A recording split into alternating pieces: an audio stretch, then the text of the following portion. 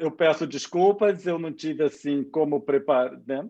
Não preparei um estudo mais elaborado acerca dessa questão, mas nós podemos entender essa questão da hipótese Gaia, que no final é uma abordagem sobre a interligação de todo o sistema e todos os seres. Então, quando nós pensamos, né, no nosso planeta, e é interessante porque, apesar da terminologia técnica envolvida com essa hipótese, mas isso devia ser normal para todos nós, entendeu? Nós deveríamos estar cientes dessa situação, sem a necessidade de toda a elaboração dessa hipótese. Tá bem? Porque, no final, é a interligação de todos os seres. Vocês estão me vendo? Eu estou com a imagem para vocês, tela cheia? Estamos vendo. Ah, entendi. Sim. Porque para mim não está. Então, mas se para vocês está a tela cheia, então está bem. Imagem boa e som bom. Então, está tudo bem.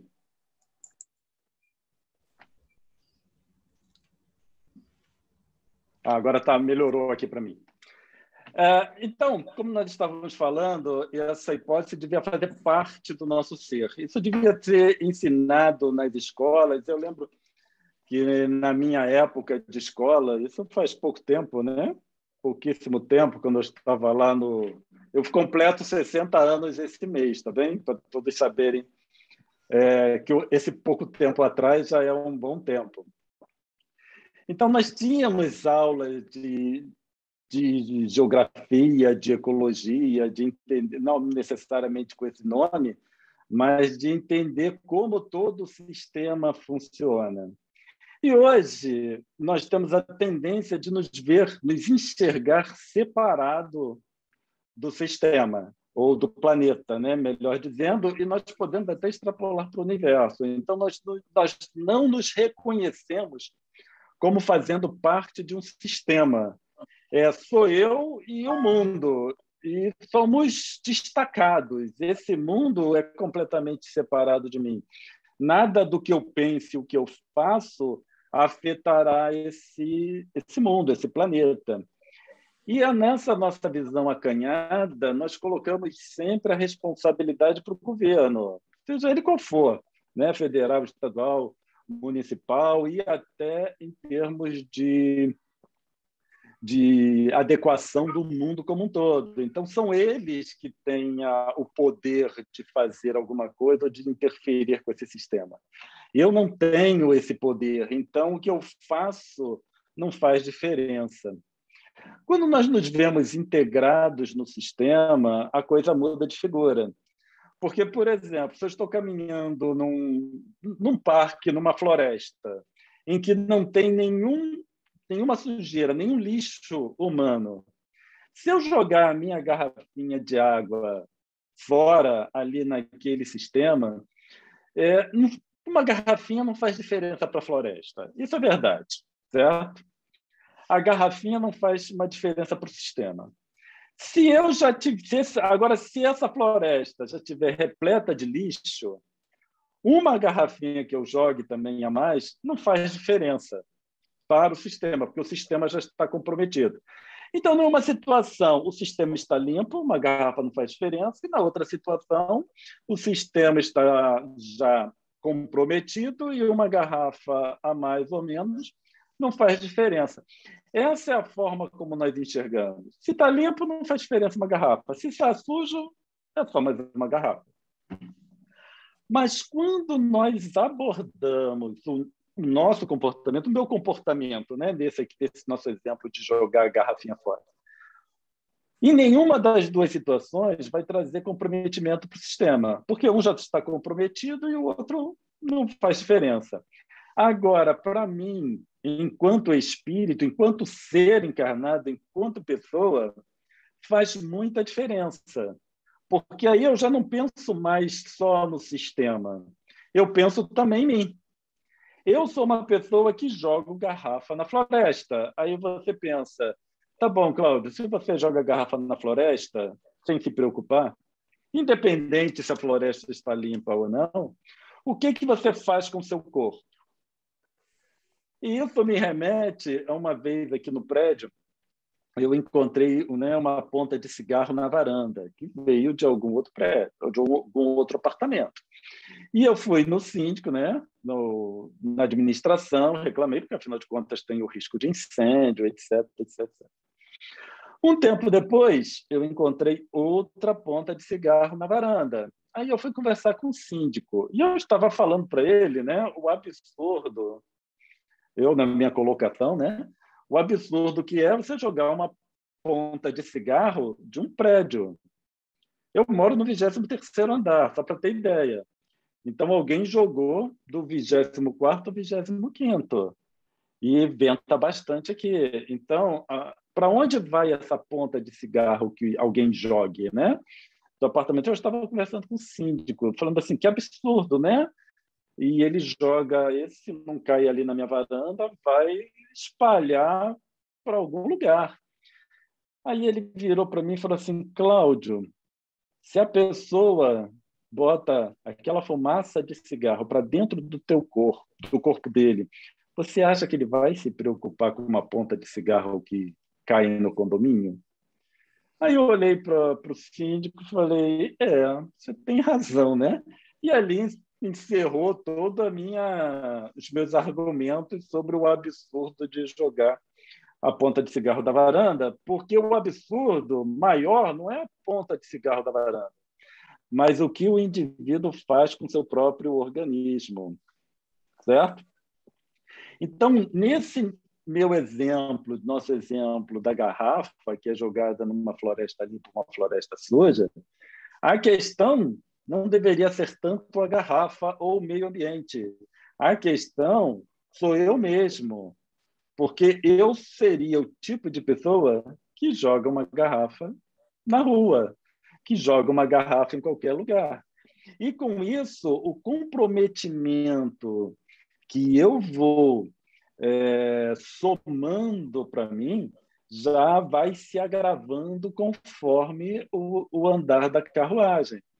Então, quando nós pensamos, por isso que nós começamos falando que essa hipótese Gaia, né, de um sistema todo interagindo entre si, deveria ser um pensamento normal, comum para todos. E aí nós pensamos, qual deve ser a abordagem para um cuidado com o meio ambiente? É trabalhar no cuidado do indivíduo para consigo próprio, para consigo mesmo.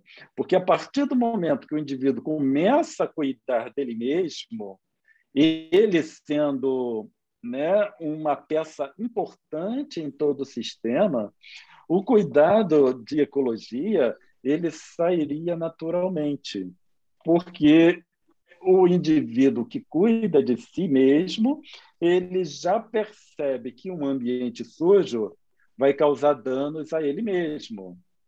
Então, se eu cuido da minha saúde, eu cuido do meu bem-estar, eu não quero ficar num ambiente sujo.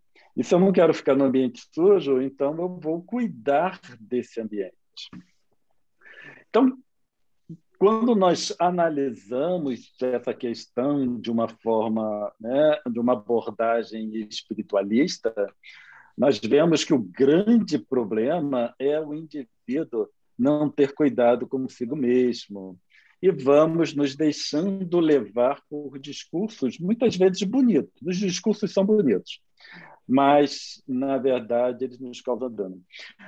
Tem uma coisa que me chama muito a atenção, todo final de ano tem uma empresa, uma fábrica de refrigerantes, e essa fábrica ela costuma fazer comerciais muito lindos. São muito bonitos, muito colorido, muitas luzes, e aí termina sempre com uma família no seu ambiente doméstico consumindo aquele refrigerante. E aí nós ouvimos comentários em geral que tal empresa, né, que beleza de comercial, que beleza de propaganda que eles fazem. E aí vai incentivando e mostra, assim, uma preocupação dessa empresa para com a família, para com o núcleo familiar. Agora, se essa empresa ela realmente tivesse alguma preocupação com a família e alguma preocupação com o núcleo familiar, a primeira coisa que ela ia fazer era mudar o ramo de atividade. Porque o consumo de refrigerantes é uma das piores coisas que o indivíduo pode fazer consigo mesmo. Porque um refrigerante, a quantidade de açúcar, só o açúcar, é uma quantidade estúpida em um copinho de refrigerante, um copo de refrigerante. Só que esses refrigerantes eles são consumidos em grande quantidade. Então, isso é altamente prejudicial para qualquer um. Então, quando nós saímos do âmbito do discurso e vamos nos aprofundar na nossa análise sobre o que aquilo se trata, aí nós começamos a perceber a incoerência, certo? Porque um discurso muito bonito não necessariamente ele é bom para mim, tá? Faz bem para os meus ouvidos, faz bem para o meu ego, mas não necessariamente fará bem para a minha saúde e para a minha relação com o meio ambiente e com aqueles que estão ao meu redor. Porque quando eu penso, né, do ensinamento de Jesus, amar a Deus, está bem, e amar ao próximo como a si mesmo, então eu deveria tratar a mim de uma forma adequada, porque no final devo amar vocês todos como eu me amo, então a parte do princípio de que eu preciso me amar. E aí nós vemos que Jesus, lá 2000 anos atrás, ele já trazia a preocupação da ecologia, porque o indivíduo precisa se amar. Se o indivíduo não se ama, ele não conseguirá, né, ter um comportamento adequado para com as outras pessoas, inclusive para o meio ambiente. Porque, no final, as outras pessoas e o meio ambiente são apenas material para o bem-estar próprio.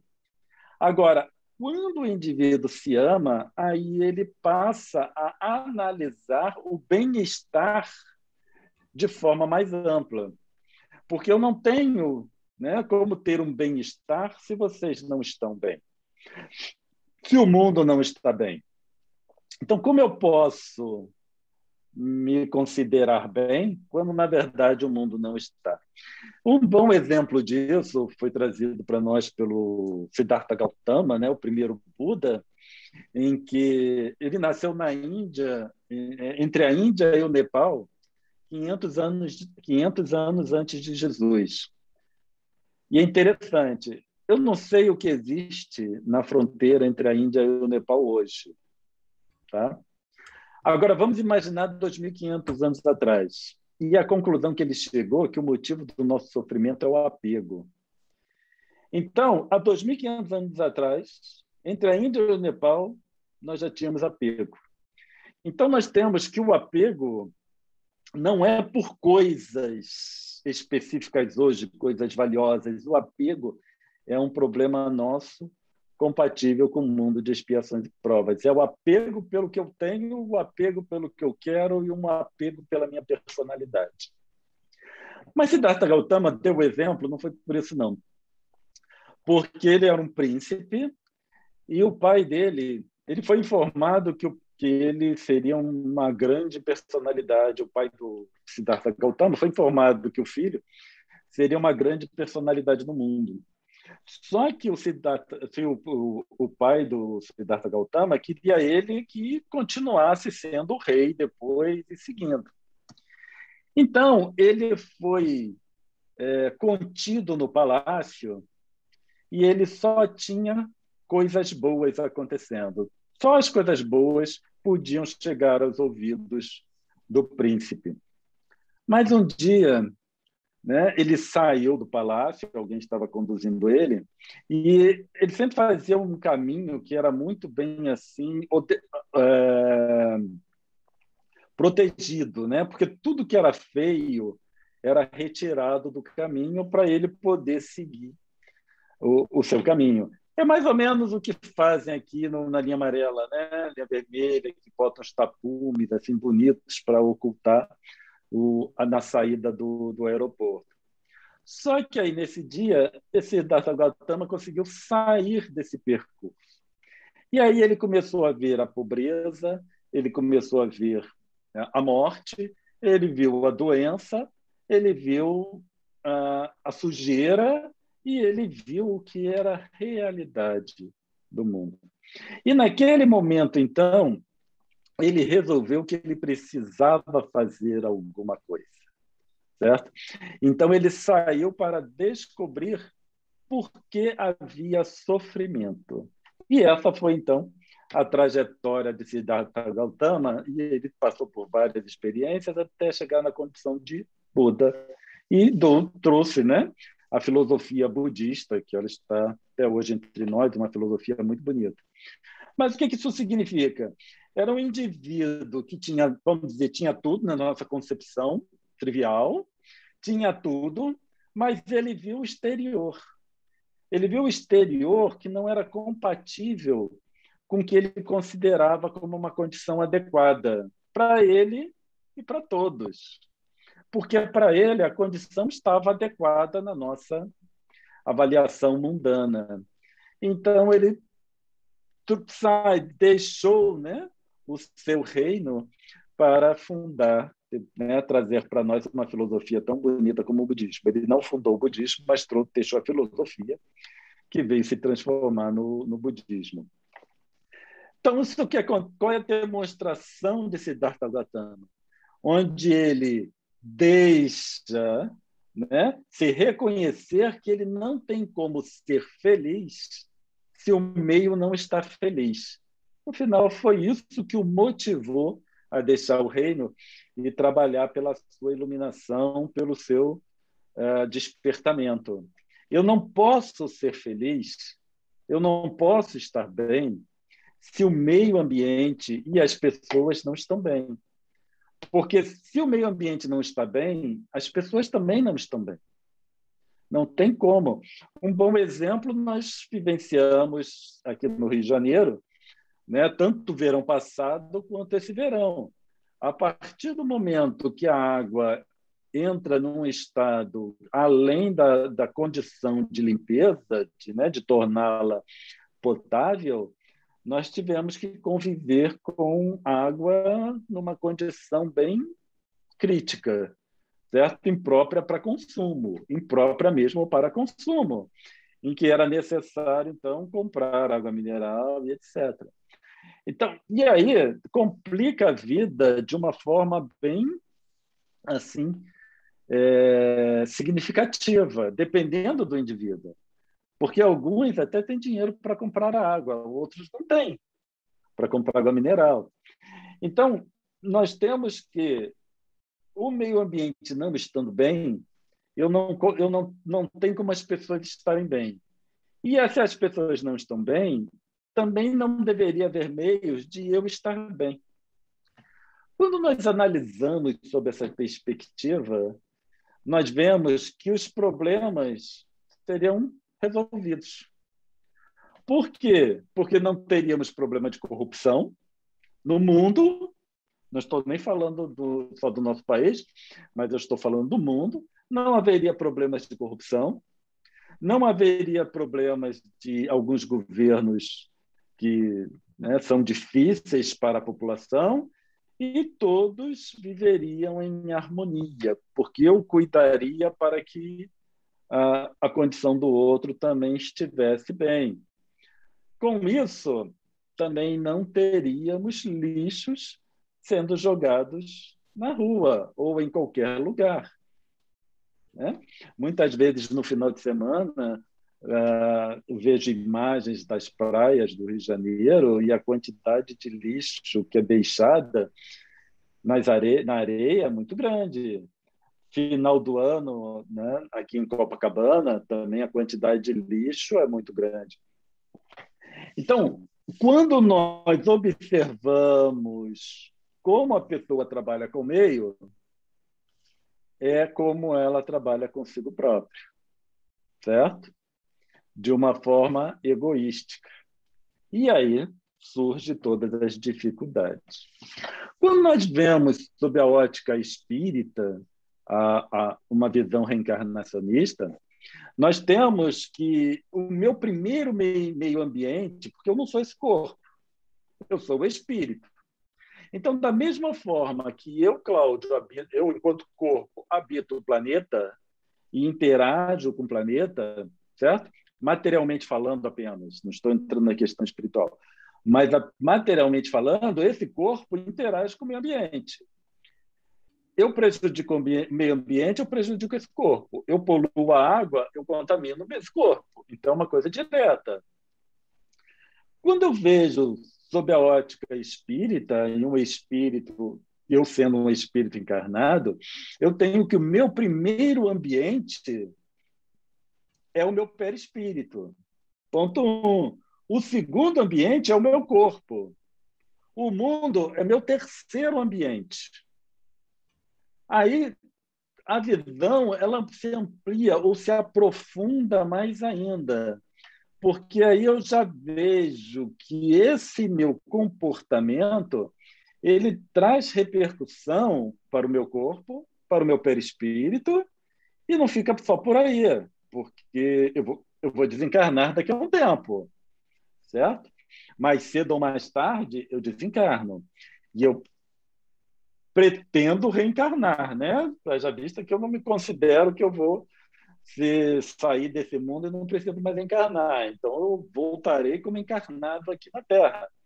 Esse meu comportamento de hoje vai ditar a minha próxima encarnação. Aí eu já começo a complicar mais ainda, porque o que eu faço hoje para o planeta vai me afetar não apenas hoje, mas vai me afetará para a próxima encarnação, certo?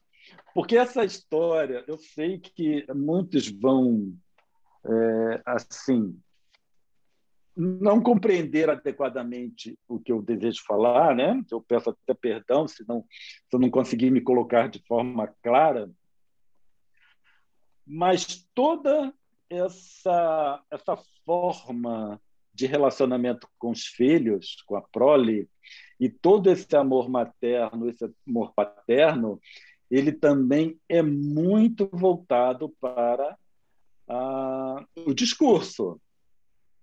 Porque se eu amo meu filho, eu tenho que cuidar do planeta, porque eu desencarno daqui a pouco. Tá bom, eu vou desencarnar, meu filho fica. Meu neto, meu bisneto.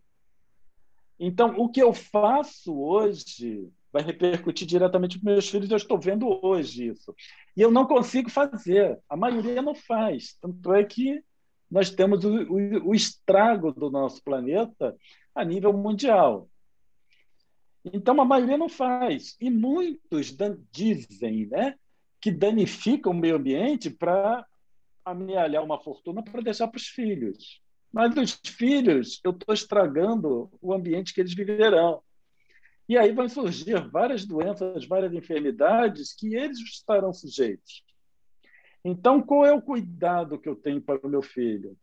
Muitas vezes é um discurso, é uma desculpa que me permite fazer muitas coisas em nome de um bem maior. Esse em nome de um bem maior, né, é motivo de muitos equívocos, porque a pessoa acha que está fazendo algo bom, mas não está.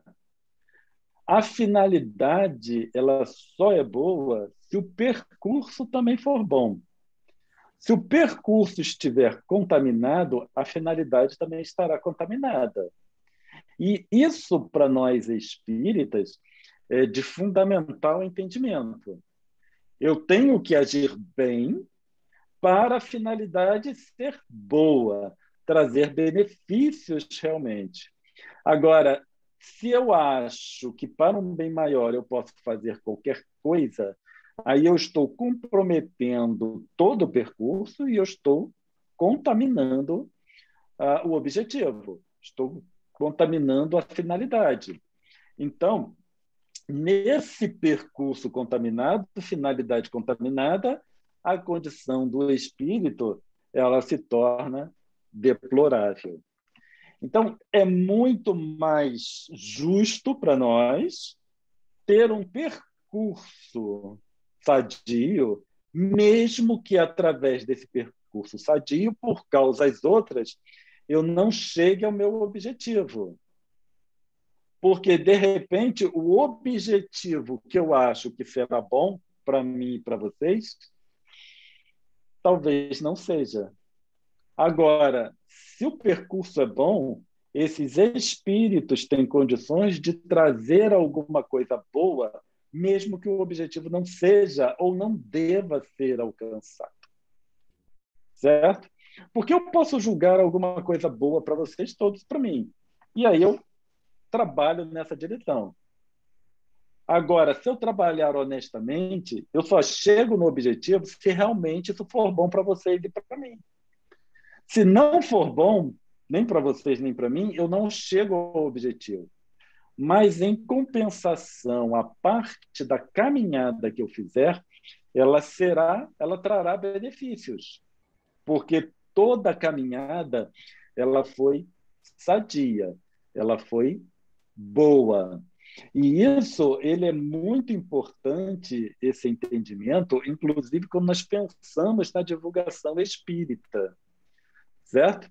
Porque muitas vezes nós trabalhamos em quantidade e esquecemos a qualidade.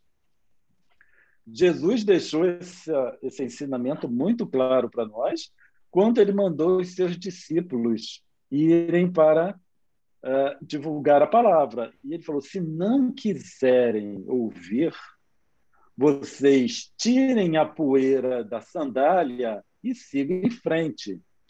O que é tirar a poeira da sandália? Não é limpar a sandália da poeira, porque, afinal de contas, naquela época, o que mais devia ter era poeira, né? Porque não tinha asfaltamento, então o que tinha era poeira. O tirar a poeira da sandália é não se importe que não queiram você ouvir. Não se magoem. Não achem que vocês fizeram o trabalho ruim porque eles não quiseram te ouvir. Porque eles não querem te ouvir. E eu posso forçar, né, que eles me ouçam? Não. Tanto é que Jesus disse, se não quiserem te ouvir, tira a poeira. Quer dizer, deixa a situação como estiver, não se importe e vá na outra direção, buscando alguém que queira te ouvir. Porque, no final, em algum momento, essas pessoas que não quiseram ouvir, a ouvirão. Ouvirão de alguma forma. Se não for por bem, será por mal. Isso foi uma coisa interessante que na minha caminhada, né, antes de me tornar espírita, eu fui com alguém numa casa espírita assistir uma palestra. Eu assisti a palestra toda. E aí eu olhei no final da palestra, olhei para um lado, olhei para o outro, falei, isso aqui não é para mim, não. E fui embora. Anos depois, eu estava fora do país e o Divaldo ia fazer uma palestra nessa cidade onde eu estava. Eu morava lá fora. E alguém me convidou, falou comigo, olha, Divaldo Franco, eu nem sabia muito bem quem era Divaldo Franco, vai fazer uma palestra. Você quer assistir? É uma palestra espírita. Eu olhei para a pessoa, né, para esse amigo, eu falei assim, não, talvez eu vá, mas não fui. Certo? Anos depois, aí eu mesmo procurei uma casa espírita, fui sozinho, fui na casa espírita e de lá não saí mais. Então, o que isso significa, né? De lá significa do espiritismo eu não saí mais. O que isso significa? Que não adianta forçar. Eu aprendi pessoalmente que não adianta forçar. Eu sei, ninguém me forçou, né? Foram só convites. Mas o que eu quero dizer é que não adianta forçar, tentar impor uma situação, né? Tentar fazer com que pessoas ouçam os ensinos espíritas. Porque se não encontrar ali um retorno, certo? Se não fizer liga, a pessoa não fica. Ao passo que, se o ensinamento for apresentado de uma forma simples e clara, se for para a pessoa, naquele momento, se ligar à doutrina espírita, ao movimento espírita, ela vai se ligar, independente da forma como a coisa se encaixe. Certo? Dito isto, então nós saímos do meio ambiente, no nosso discurso, e nós chegamos ao espírito. Porque, no final, tudo isso está relacionado com a nossa natureza espiritual. Quando eu chego no espírito, nós saímos do meio ambiente e fomos para o espírito. Agora, quando eu chego no espírito, que eu olho o meio ambiente, eu vejo que o meio ambiente, o mundo que vivemos, o universo que vivemos, está única e exclusivamente relacionado com espíritos que aqui se manifestam. Então, não existe o mundo e eu, espírito. Existe eu, espírito. O mundo é consequência. O planeta é consequência. O universo é consequência. Tudo que está fora de nós é consequência do que nós somos. Certo?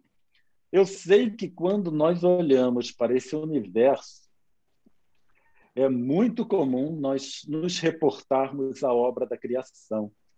E nós falamos como Deus é maravilhoso de fazer um universo tão grandioso, tão bonito. Esse nosso universo conhecido, tá? É o nosso Sol, a nossa Lua, as estrelas, quando nós olhamos, as galáxias existentes nesse nosso universo conhecido. Mas quando eu olho para esse universo conhecido, eu não deveria reconhecer ali uma obra de Deus. Eu deveria reconhecer ali uma obra nossa. Sei que parece estranho, mas o universo, esse que eu vejo, não é uma obra de Deus. Ele é uma obra nossa. Quando eu ponho que é uma obra de Deus, eu estou dizendo que ele é separado de mim. Deus cria. Como Deus criou, eu não tenho nada a ver com isso. Ele criou para que eu possa usufruir de tudo isso. Que eu possa ter aquela visão maravilhosa à noite. Hoje em dia, na cidade, a gente não tem mais essa visão maravilhosa, né? Mas, graças a Deus, eu, com 60 anos, consigo me lembrar da época que eu olhava para o céu e via a Via Láctea, assim, em todo o seu esplendor, mesmo de casa. Não precisava sair e ir para o interior para ver aquela Via Láctea. Aquilo é obra nossa. Nosso planeta é obra nossa. Porque esse universo, e vamos trazer o nosso planeta, ele está em conformidade com a nossa condição evolutiva. Ninguém molda esse planeta. Ninguém moldou esse planeta para nós. Nós é que moldamos esse planeta. Certo? Ele é assim porque eu moldei. Agora, esse molde que nós fizemos propiciou a existência, a manifestação desse corpo, o surgimento desse corpo físico. E aí nós, então, trabalhamos com esse corpo e com o planeta. Aí nós falamos, mas existem coisas muito bonitas nesse planeta. Sim, mas porque, afinal de contas, não é um mundo inferior. Ele é um mundo de expiações e provas. Certo? E aí nós estamos... É uma informação que nós já cansamos de ouvir. Nos mundos de espíritos mais evoluídos, é tudo mais belo.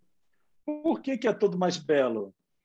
Porque todos os espíritos lá almejam simplesmente fazer o bem. Então, é moldado aquele planeta, aquele mundo, em conformidade com os espíritos que estão ali.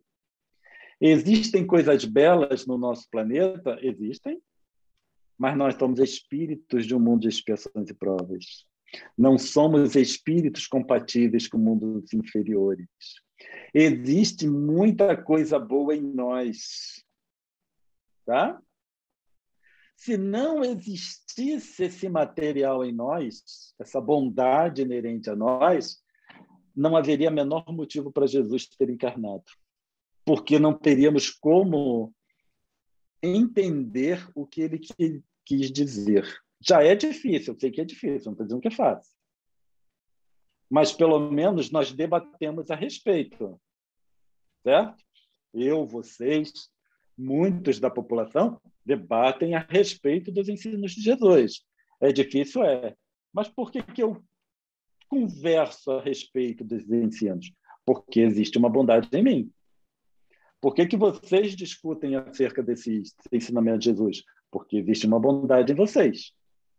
Existe bondade em todos.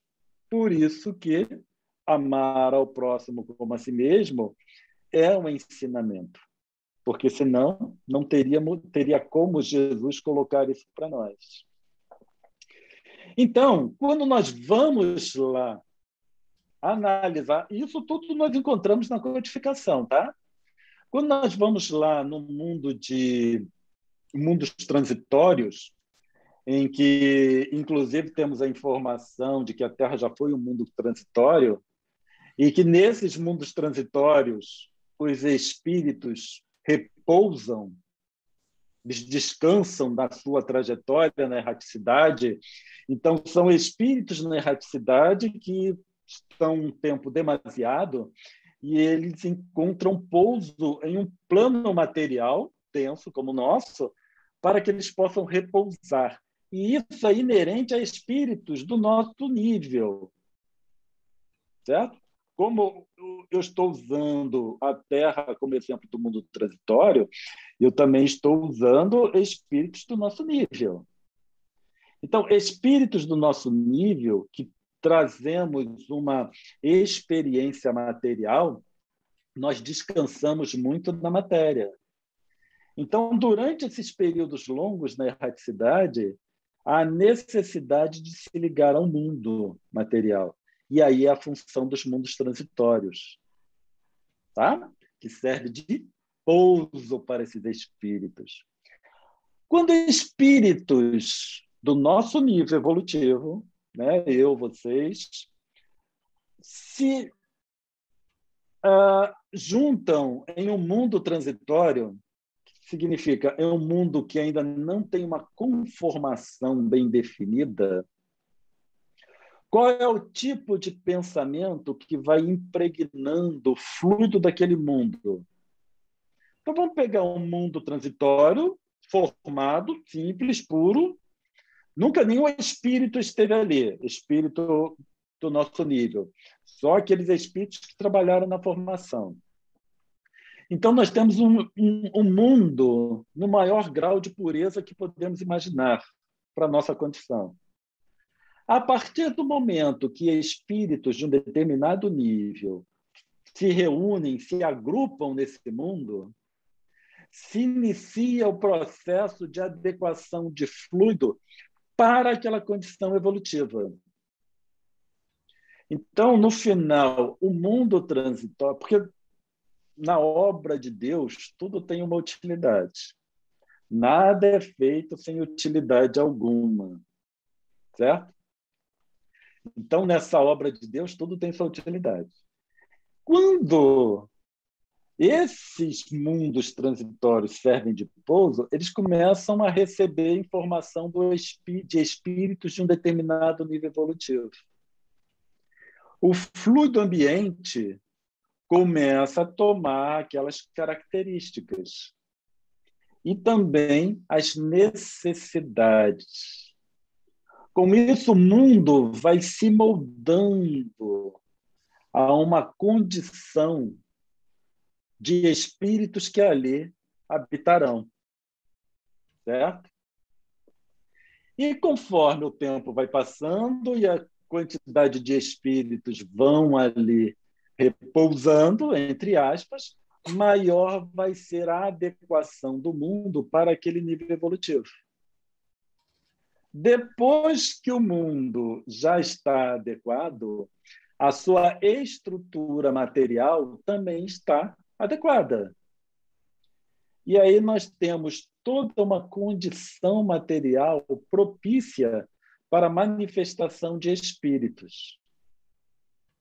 E aí veio Jesus no nosso caso, cada mundo, acredito, tem o seu Jesus próprio, e ele começa a trabalhar na matéria, na condição fluídica do planeta para dar surgimento à vida. E isso foi bem colocado por Emmanuel no livro A Caminho da Luz, em que Jesus, com os seus prepostos, né, com os seus trabalhadores, elaboraram as leis da genética, certo? Onde eles, dependendo ou em decorrência da condição material, foi elaborada as leis da genética. Então, nós tivemos uma lei da genética, a nossa lei da genética não surgiu por acaso. Nem Jesus tirou da cabeça dele, nem Deus tirou da cabeça dele. Certo? Como é que nós vamos fazer ali na Terra? Faz desse jeito.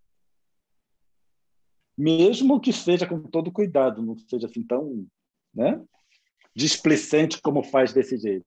Mas bem estudado, vamos imaginar como seria a criação aqui. Não, esses espíritos, eles primeiro veem do que os espíritos que aqui habitarão necessitam. E isso está relacionado com o quê? Com a forma como a matéria se estrutura e a condição fluídica do ambiente. Com essas condições, eles estabelecem ali, então, ou eles desenvolvem, como fazem, eu realmente não sei, mas eles ali desenvolvem as leis da genética, que é uma condição propícia para que a vida material surja, que seja viável. E aí foi feita ao longo dos séculos ou dos milênios as adequações necessárias. Então, quando nós vemos a lei da genética, como isso foi criado, eu vejo o seguinte: eu não consigo viver só de fluido. Eu preciso de matéria para manutenção do meu corpo físico. O ar, ele tem uma quantidade muito grande de hidrogênio, mas eu não consigo retirar hidrogênio do ar. Então, eu preciso consumir, assimilar hidrogênio, por exemplo, através das... Desculpa, nitrogênio. Eu falei hidrogênio, mas é nitrogênio. Eu preciso, né, assimilar nitrogênio através das plantas. Isso me obriga o quê? A cultivar, a plantar, a cuidar da terra. Então, eu preciso cuidar de quê? Do planeta. Eu preciso cuidar do planeta para a minha própria manutenção física, da própria manutenção da minha saúde. E aí nós temos que eu não posso apenas sentar e respirar e ali, através do nitrogênio e do oxigênio, retirar tudo que eu preciso. Eu preciso de vários outros elementos, vários outros minerais e também de todo o trabalho de produção agrícola, por exemplo, atualmente. E antigamente, quando não tinha ainda produção agrícola, nós precisávamos sair catando, buscar locais em que eu encontrava alimento, certo? Isso me diz o quê? Eu preciso cuidar do meio ambiente. Eu preciso cuidar do meio ambiente para a minha própria existência. Mas enquanto nós nos enxergarmos destacados desse ambiente, desse meio ambiente, eu vou apenas buscar a satisfação das minhas necessidades sem me ocupar, porque, afinal de contas, até eu desencarnar, o mundo não vai acabar. Então, nós vamos levando a nossa vida desse jeito. Quando nós pensamos dessa responsabilidade nossa, e esse mundo ele não é separado de mim, eu e esse mundo somos um só, é uma continuidade, porque da mesma forma que eu sou responsável pela estruturação e manutenção do meu perispírito, do meu corpo físico, eu também sou responsável pela manutenção e estruturação desse nosso mundo. A física, hoje em dia, né, com o advento da física quântica, a grande questão é que não se consegue mais separar o fenômeno do observador. O que isso significa? Também que tudo que existe fora de mim está relacionado comigo. Né? Nós, espíritas, colocamos comigo espírito, não comigo Cláudio, mas comigo espírito. É mais profundo ainda do que a visão da ciência. Uns 2 estudos atrás, se não me engano, acho que foi, nós falamos aqui sobre a realidade, em que a teoria atual, né, uma das teorias, melhor dizendo, que foi elaborada por um cientista, é que tudo isso que nós observamos são ícones, em que ele fez essa comparação do ícone do computador com o que está dentro do computador, e as coisas, os objetos que nós vemos, com o que está por trás daquilo que nós vemos. Então, o que está por trás do que nós vemos é toda a realidade. Isso que eu vejo é uma representação da realidade. Isso eu preciso ter em mente. O que eu vejo é uma representação da realidade. Meu corpo físico é uma representação da realidade. Qual é a realidade? É a minha natureza espiritual. Meu corpo físico é uma representação do que eu sou. Com isso, nós temos o quê? Certo? Com isso, nós temos o quê? Que eu, enquanto espírito, me manifesto na matéria através desse corpo, que se manifesta nesse planeta, nesse mundo. Então, é uma sequência de manifestação em que o espírito é a realidade. Ele não muda em termos de estrutura. Aqui no ICEB nós já falamos uma vez, já fizemos alguns estudos sobre a questão de uma estrutura com funções. O espírito, enquanto estrutura, ele não se altera. O que altera é um aprimoramento de como ele usa essa estrutura, que são as funções que que o espírito vai elaborando ou aprendendo a usar melhor. Certo? Porque quando nós dizemos que Deus cria espíritos e ele não apresenta privilégio, ele não privilegia ninguém, isso significa que o que ele cria é igual para todos. É a estrutura. Deus cria alguma coisa, Deus cria uma estrutura. Essa estrutura, ela tem a possibilidade, e isso é uma das funções dessa estrutura, do desenvolvimento da inteligência. Então, a estrutura em si ela é igual para todos, e nós vamos desenvolvendo essa inteligência. Então, se eu quiser saber como eu fui na minha encarnação passada, eu não preciso fazer nenhuma regressão de memória de nenhum tipo, especialmente que esse tipo de prática é bem questionável, certo? E eu diria até que inadequada, mas eu simplesmente preciso me analisar hoje. Quais são as minhas dificuldades? Quais são as minhas facilidades?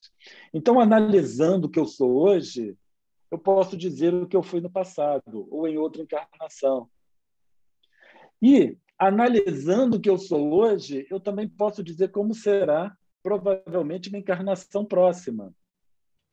Certo? Porque quanto mais eu trabalhar pela degeneração do planeta, mais complicada será a minha encarnação futura, porque isso está na providência. Se eu sou uma pessoa, um espírito, melhor dizendo, que cuida do planeta, cuida de si, tenta trabalhar pelo benefício de todos, mas do resto do planeta não, vamos supor que eu seja único e todos os outros não. Na desencarnação, quer dizer, o futuro do planeta vai ser complicado.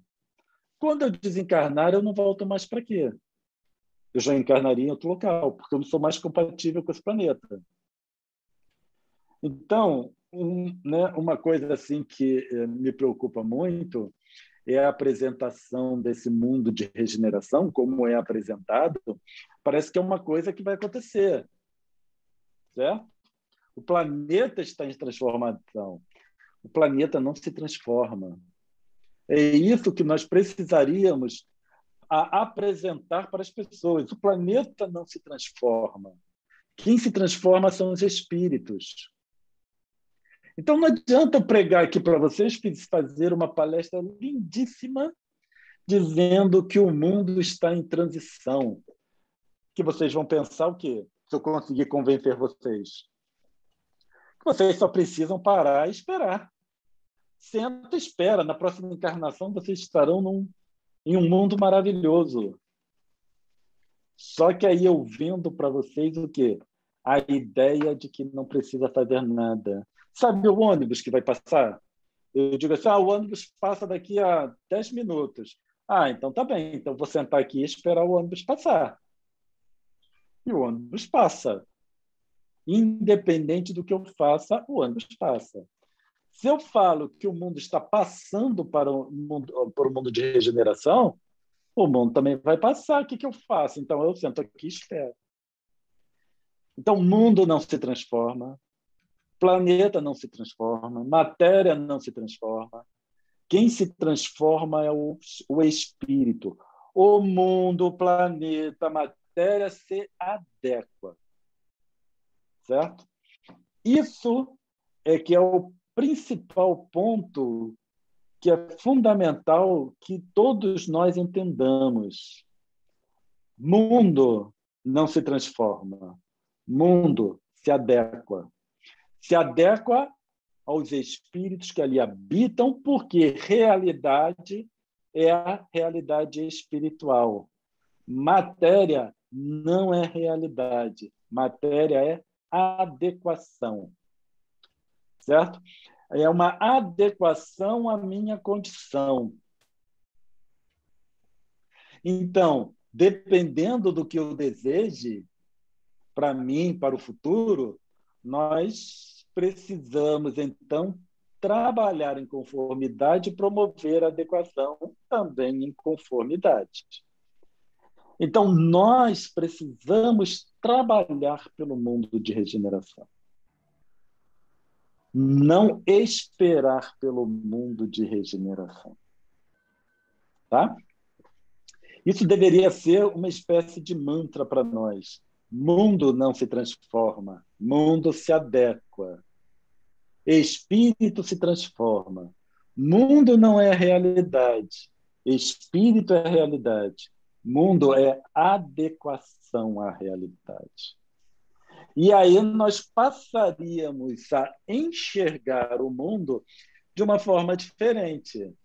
Porque, olha só, se eu olho para o céu, e o céu está bonito, um céu azul, ainda mais um céu de inverno, em que não temos aquele calor tão forte do Rio de Janeiro, mas um céu de inverno, como o de hoje, por exemplo, um céu azul, com o sol brilhando, eu apreciaria a beleza e não acreditaria a Deus. Eu agradeceria a Deus, mas aquela beleza eu acreditaria a mim também. Agora, também acreditaria essa beleza a todos vocês. Certo? Então, eu passo a perceber que, se eu analiso o céu hoje, não é porque Deus fez para mim, É porque nós fizemos. E aí eu serei grato. Claro, eu sempre serei grato a Deus por todas as experiências que eu tenho. Mas eu serei grato a mim e a vocês pelo céu que eu observei hoje. A minha gratidão, ela se amplia. Eu não agradeço mais a Deus apenas. Eu agradeço a todos nós. Porque uma outra visão que nós temos muito, e é repetido para nós sempre, que nós precisamos agradecer a Deus. Agradecer a Deus, agradecer a Deus, agradecer a Deus, ser agradecidos. Mas nós precisamos agradecer também a todos os outros espíritos que habitam esse planeta. Porque são graças a nós, eu me incluo também, que nós temos esse céu, que nós temos o mar, que nós temos as plantas, que nós temos o verde, que nós temos isso tudo. Porque quem faz o mal, quem causa dano, sabe que causa dano. Uma vez, né, conversando com um amigo que é agrônomo, e ele estava me falando sobre a quantidade de agrotóxicos, por exemplo, que é utilizado no cultivo de morangos. Morango é uma coisa que recebe muito agrotóxico. E aí ele estava me falando que as pessoas que cultivam morango, elas não consomem morango. E que, quando querem morangos, elas vão buscar ou vão comprar em algum local que tem uma agricultura orgânica para morangos. Então, eu sei que eu causo dano. Se eu sou, por exemplo, se eu planto morangos, eu sei que eu causo dano para todos vocês. Se eu evito o consumo daquilo que eu produzo, certo? Então, que eu sei que causa dano. E aí o comprometimento começa a ser bem maior, tá? Porque eu sei que estou causando dano e continuo causando dano. Só que eu não causo dano só a vocês. Eu estou causando dano também ao planeta a partir do momento que o uso de agrotóxico ele passa a ser muito grande. E é interessante, a nossa complexidade assim é muito interessante, porque quando o indivíduo usa grande quantidade de agrotóxico, ele está comprometendo, inclusive, aquele que faz uma agricultura orgânica, porque por outros meios contamina o nosso solo, contamina o ar, contamina tudo. Então, um dos problemas hoje de quem faz o cultivo orgânico são os vizinhos, certo? Não é nem o próprio, não, eu quero fazer cultura orgânica aqui no meu quadrado, mas eu tenho que me preocupar com os vizinhos, porque os vizinhos podem contaminar a minha agricultura e aí eu não consigo o selo de agricultura orgânica, por exemplo.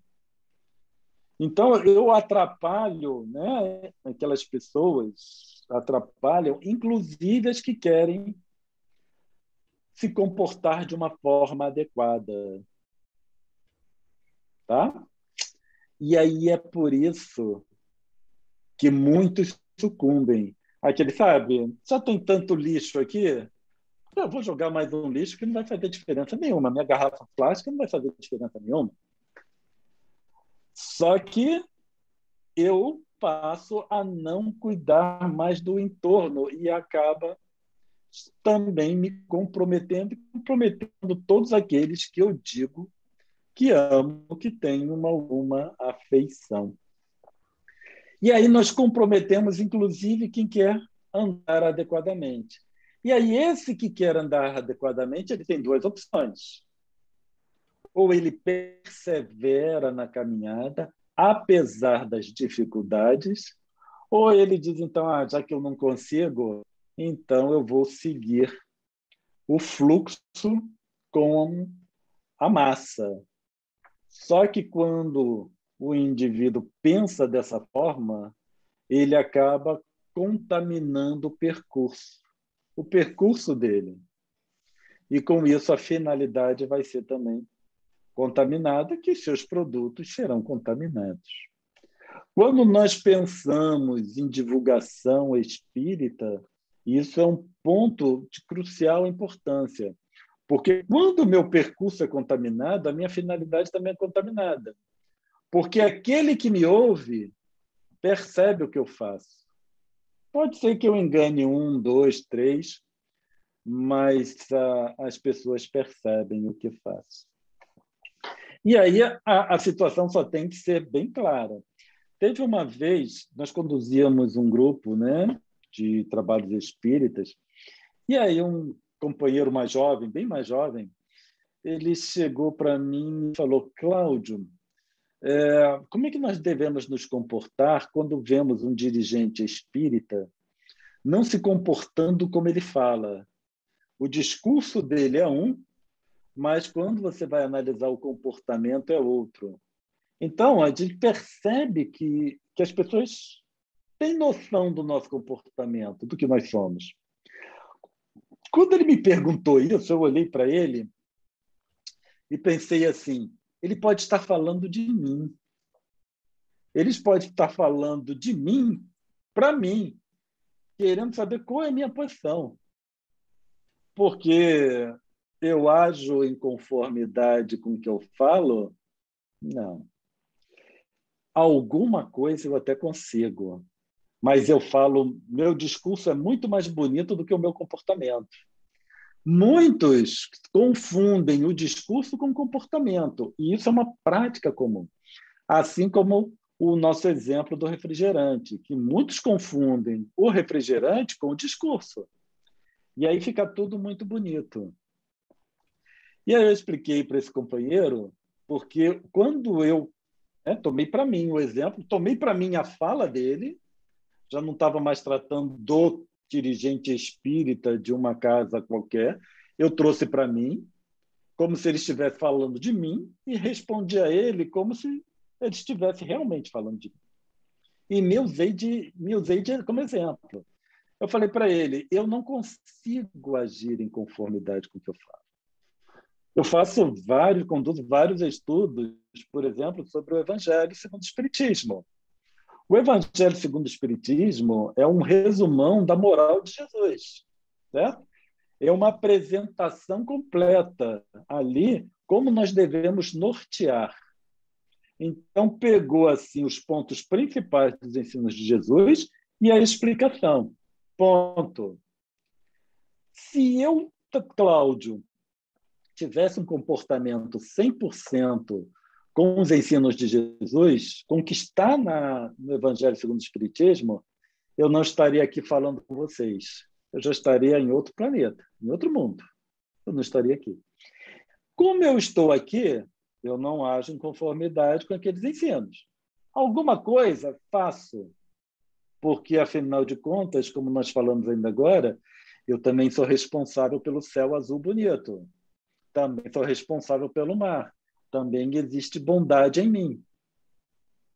E aqui existe bondade em todos os seres, independente do que eles façam. Independente da minha avaliação sobre eles, existe bondade em todos os seres que aqui habitam. Então, existe bondade em mim também. E com isso eu consigo cumprir algumas das orientações que se encontram no Evangelho segundo o Espiritismo, mas eu não cumpro todos. E aí eu expliquei para ele: quando eu falo de Evangelho, eu falo o que eu entendo, eu não falo o que eu faço. Porque, afinal de contas, eu não devo ser exemplo para você. Eu não devo ser exemplo para ninguém. O exemplo está na codificação. E aí eu, Cláudio, passo o que eu entendo daquele exemplo. Se eu começar a limitar a minha explanação de acordo com a minha capacidade de ação, eu estarei limitando também todos aqueles que me ouvem. E isso eu não posso, como divulgador espírita, eu não posso fazer. Certo? Julgar e avaliar o que vocês são capazes de entender, como se vocês só fossem capazes de entender o que eu entendo e o que eu consigo fazer. Coisa que não é possível. De repente, com a minha fala, alguém que me ouve pode fazer muito mais do que eu faço. Porque, afinal de contas, o objetivo não deve ser que aqueles que me ouçam consigam fazer o que eu faço. O objetivo é fazer mais do que eu faço. Se eu consigo esse percurso mais puro possível, o objetivo será alcançado também de forma mais pura possível. Certo? Agora, se eu contamino o meio, o caminho, aí o final vai ser contaminado. E como é que é contaminado esse final? Através de medo, que muitos estão ligados a uma religião qualquer, inclusive ao espiritismo, por causa do medo. Eles têm medo do que vai acontecer, eles têm medo de se afastarem da religião e tudo começar a dar errado. Outros vão para o fanatismo, certo? E o outro simplesmente olha e fala assim, aquele indivíduo pensa que ele é o quê? Que ele é alguma referência, ele não faz o que ele fala, e aí ele também se afasta. Então, esse percurso contaminado vai gerar um objetivo contaminado. O percurso puro vai gerar um percurso ou um objetivo o mais puro possível. São 4 horas, está na hora do nosso intervalo, Nádia? Sim, ok. 5 ou 10 minutos, se você quer, Cláudio. Quanto vocês quiserem. Acho que pode fazer 7 minutos, então. Nem 5, nem 10. 7. Tá bom, é um número de cabalístico, ok. Ô, Cláudio, Vamos lá. Cláudio, vamos rever os conceitos de aritmética. Essa média não está certa. Não, 7,5 mais 30 segundos também, não, Saulo. Aí é querer demais. Tá certo. Então, vou pedir licença a vocês 1 minuto. Isso.